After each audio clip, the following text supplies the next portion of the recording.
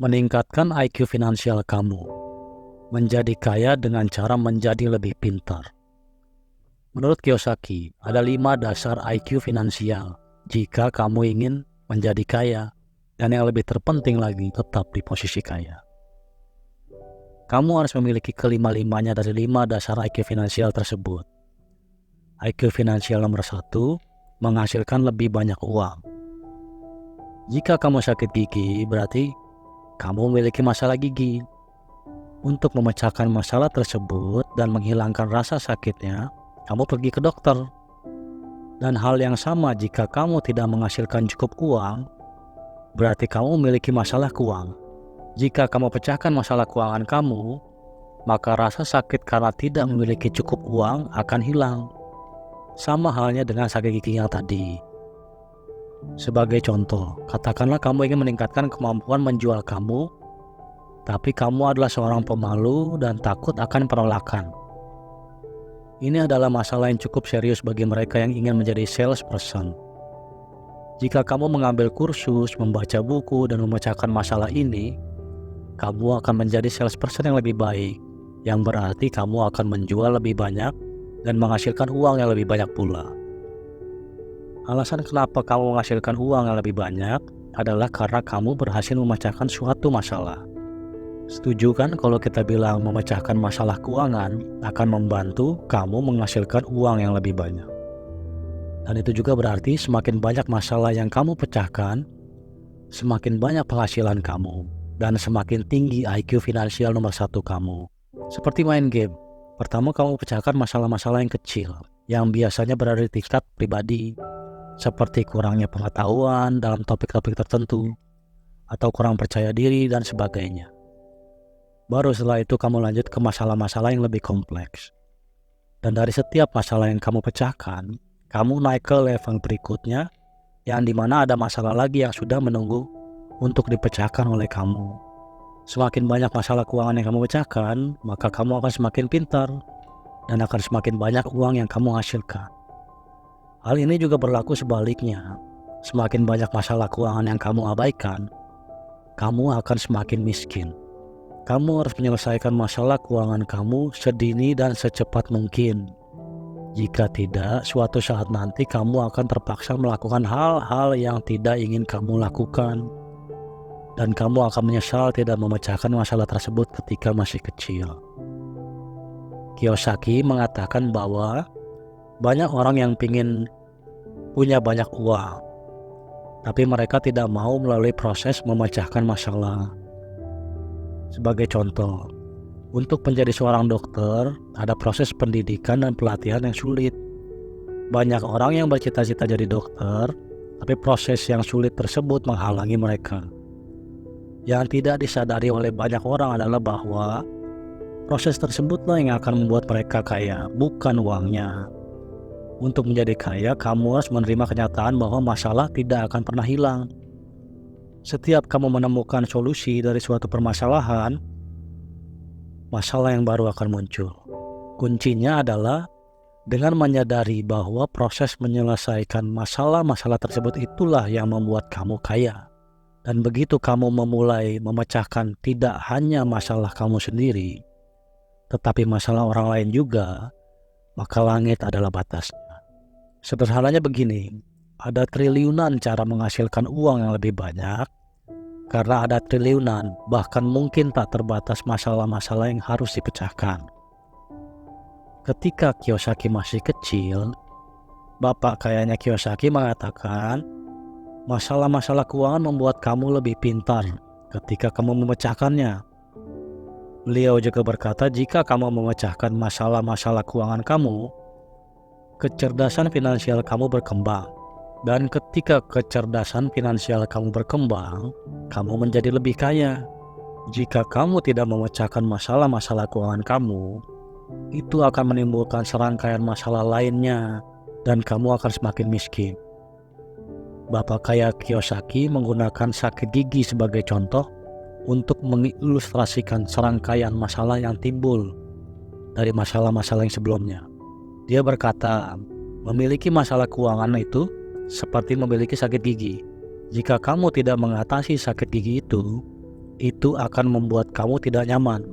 Jika kamu tidak nyaman, maka mungkin kamu tidak bisa bekerja dengan baik. Jika tidak diobati, sakit gigi tersebut akan menimbulkan komplikasi penyakit lainnya, dikarenakan kuman mudah berkembang biak dan menyebar dari mulut kamu.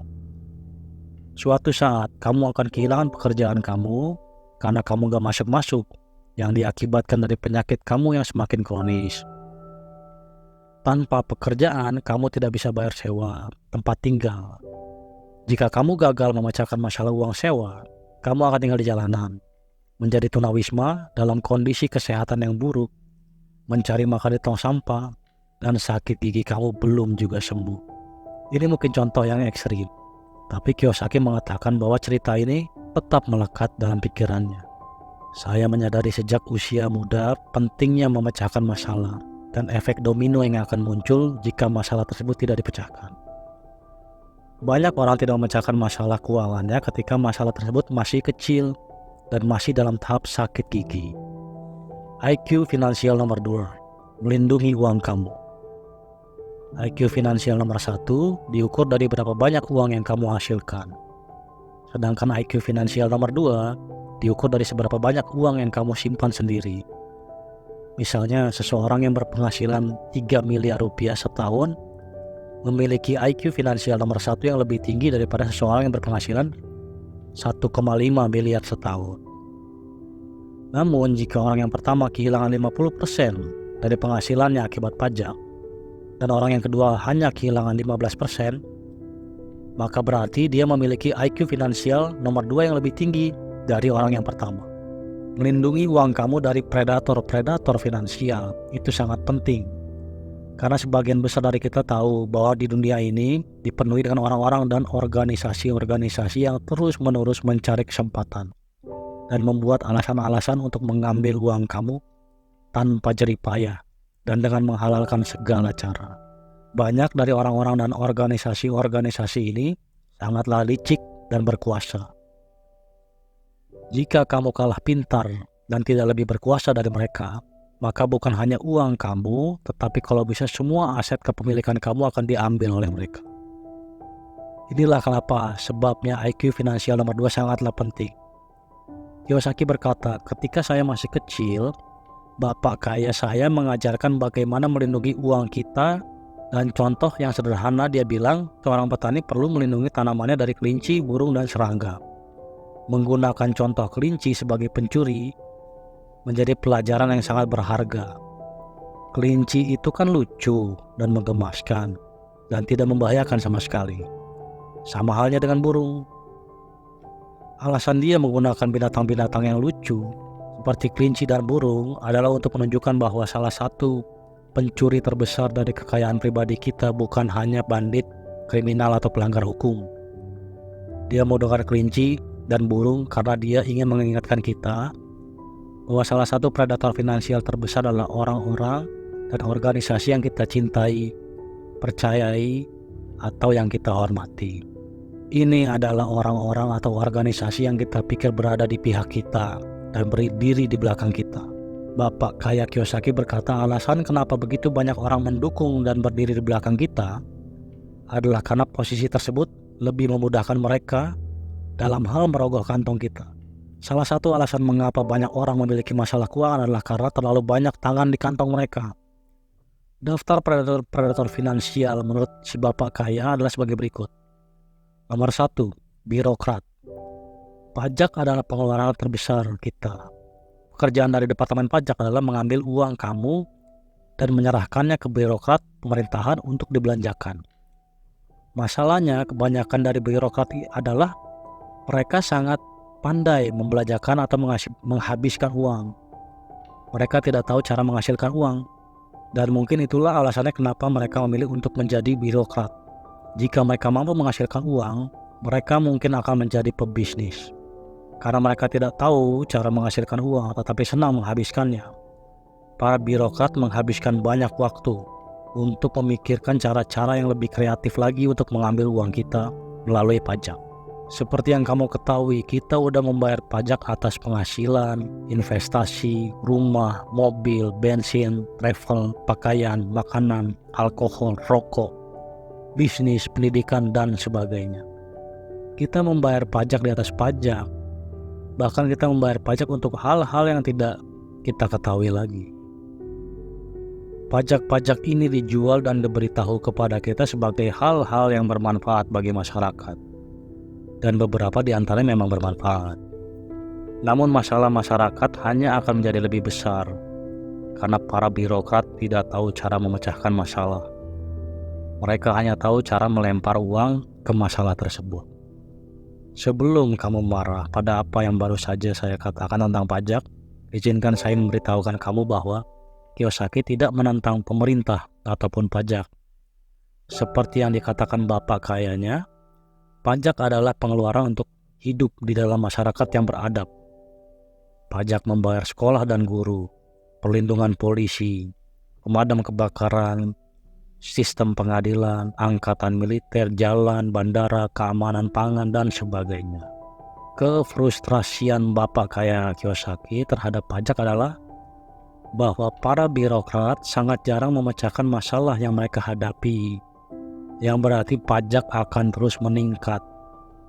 Karena pajak terus meningkat, filosofi bapak kaya adalah tugas seorang birokrat adalah merogoh kantong kamu sedalam-dalamnya secara legal. Dan tugas kamu adalah membuat mereka mengambil sesedikit mungkin secara legal. Si penulis mengatakan jika kamu ingin melindungi uang kamu dari pajak, kamu harus memahami bagaimana jenis-jenis pendapatan dikenai pajak. Ada 3 jenis pendapatan. Pendapatan yang diperoleh, portfolio, dan pasif. Bagi yang belum tahu, pendapatan yang diperoleh adalah pendapatan yang kamu peroleh dari hasil bekerja untuk seseorang atau perusahaan. Pendapatan portfolio adalah pendapatan yang kamu peroleh dari kepemilikan saham dan obligasi. Pendapatan pasif adalah pendapatan yang kamu peroleh atas kepemilikan aset yang menghasilkan uang secara terus-menerus tanpa bekerja. Salah satu contohnya adalah real estate.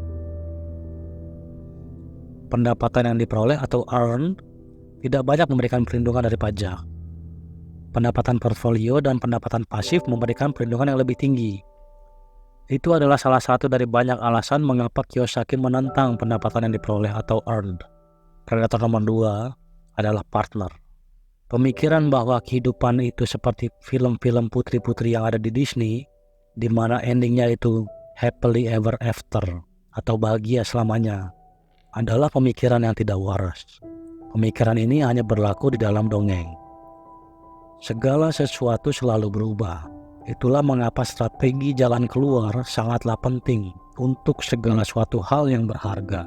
Saya tahu bahwa melakukan perjanjian pranikah sebelum menikahi pasangan kamu sangatlah tidak nyaman.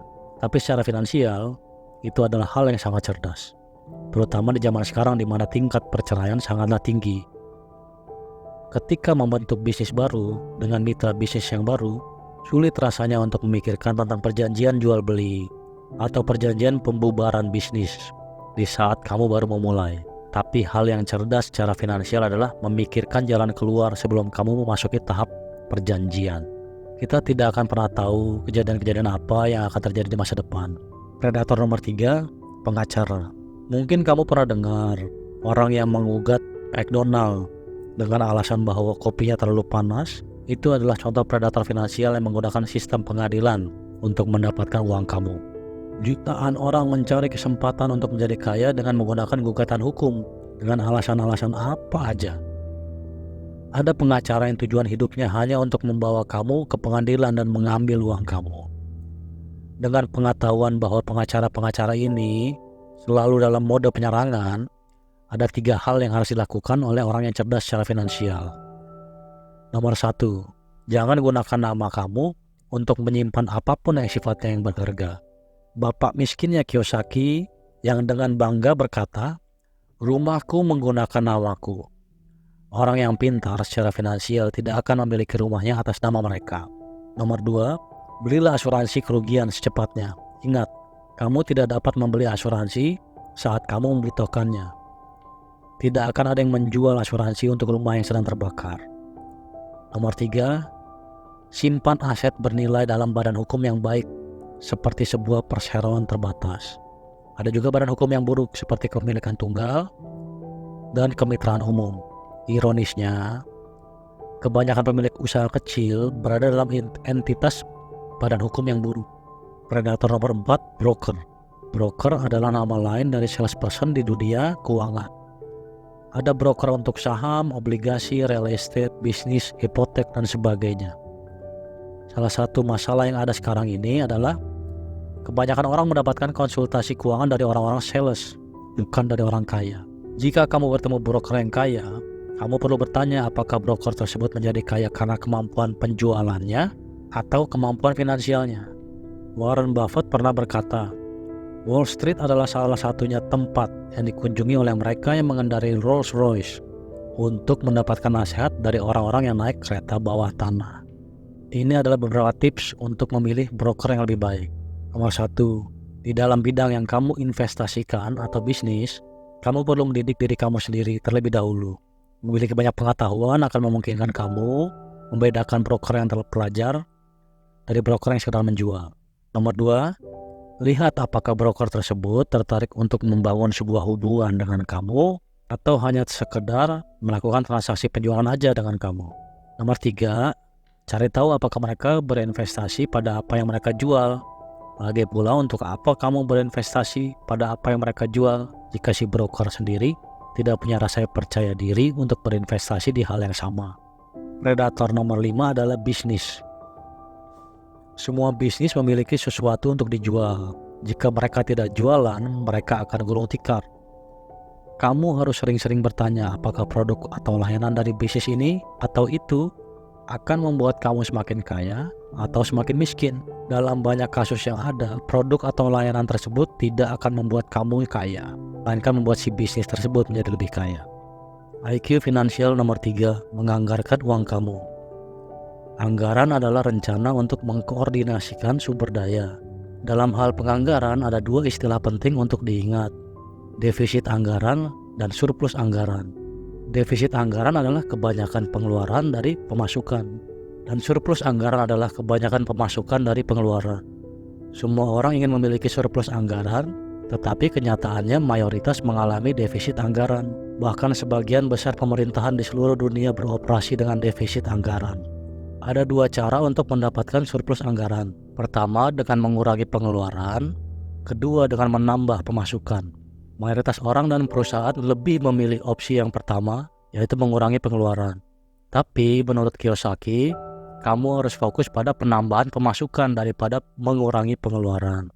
Dan untuk menambah pemasukan, kamu harus meningkatkan pengeluaran, bukan malah menguranginya. Kok bisa? Ketika Kiyosaki berbicara tentang menambah pengeluaran, secara spesifik dia berbicara mengenai 2 jenis pengeluaran. Pertama, pengeluaran yang bisa membantu kamu menghasilkan pemasukan tambahan. Sebagai contohnya, jika kamu memiliki toko dan kamu tidak menjual banyak produk, maka kamu harus mengeluarkan uang yang lebih banyak untuk promosi dan pemasaran, bukannya mengurangi biaya pemasaran. Jenis pengeluaran yang kedua adalah pengeluaran yang dimana kamu membayar diri kamu sendiri. Maksudnya adalah setiap kamu mendapatkan uang, kamu harus bayar diri kamu sendiri terlebih dahulu sebelum membayar orang lain. Penulis mengatakan uang yang kamu bayarkan untuk diri kamu sendiri harus dilihat sebagai pengeluaran dan posisinya diprioritaskan di atas pengeluaran lainnya.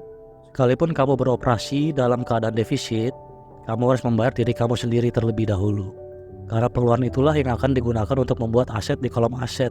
Kolom aset adalah kolom kamu, dan kamu harus selalu menjaga dan memperhatikannya. Sebagai contoh, misalkan kamu memiliki penghasilan 1 juta per bulan. 30% dari penghasilan tersebut kamu potong untuk diri kamu sendiri, tapi ini adalah kolom aset kamu. Jadi uang ini yang sebesar 300.000 setidaknya kamu simpan atau kamu investasikan, bukan untuk belanja atau senang-senang. Sisanya yang 700.000 itu yang kamu pakai untuk membayar orang lain, seperti listrik, air, telepon, dan pajak. Apabila uang 700.000 tersebut tidak mencukupi untuk keperluan membayar orang lain, sebisa mungkin uang yang 30% atau 300.000 yang tadi, yang untuk diri kamu sendiri, jangan digunakan untuk membayar orang lain. Jika tidak cukup, kamu perlu kembali ke IQ finansial nomor 1, yaitu menghasilkan lebih banyak uang dengan cara memecahkan persoalan keuangan dan menjadi semakin pintar secara finansial. IQ finansial nomor 4, leveraging uang kamu. Istilah sederhananya, definisi dari leverage atau daya ungkit adalah menghasilkan lebih banyak dengan usaha yang sedikit. Misalkan kamu mendesain suatu produk, desain untuk produk tersebut cukup satu kali kamu buat. Tapi produk tersebut dengan desain kamu bisa kamu produksi berkali-kali. Sama halnya dengan reseller. Misalnya kamu hanya punya satu reseller. Meskipun hanya satu, tapi reseller tersebut bisa menjual produk kamu berkali-kali. Pengetahuan yang kamu dapatkan entah dari kursus, YouTube, buku, relasi, koneksi, dan sebagainya juga dianggap sebagai leverage atau daya ungkit. Karena pengetahuan tersebut bisa diaplikasikan berkali-kali. Menurut Kiyosaki, gunakan leverage atau daya ungkit di aset-aset yang bisa kamu kendalikan. Jangan yang di luar kendali, seperti saham, obligasi, atau portfolio. IQ finansial nomor 5. Meningkatkan informasi finansial kamu. Jika kamu sedang di medan perang, informasi dapat menentukan hidup dan mati. Dan jika kamu di dunia bisnis, informasi dapat menentukan kaya atau miskin. Memiliki akses terhadap suatu informasi dapat menjadi aset yang berharga. Demikian pula dengan informasi yang buruk atau salah. Hal tersebut dapat menjadi liabilitas yang sangat besar. Informasi yang buruk menciptakan orang-orang yang miskin. Menggunakan informasi yang sudah ketinggalan zaman sama seperti mengkonsumsi makanan yang kadaluarsa. Menurut Kiyosaki, inilah salah satu alasan utama banyak orang yang sakit secara finansial. Penulis tidak memberikan tips praktikal untuk meningkatkan IQ finansial nomor 5. Bagi saya, chapter ini hanya kumpulan cerita random yang disatukan untuk membuat suatu chapter. Sekian dari saya, terima kasih telah menonton, sampai jumpa di video selanjutnya.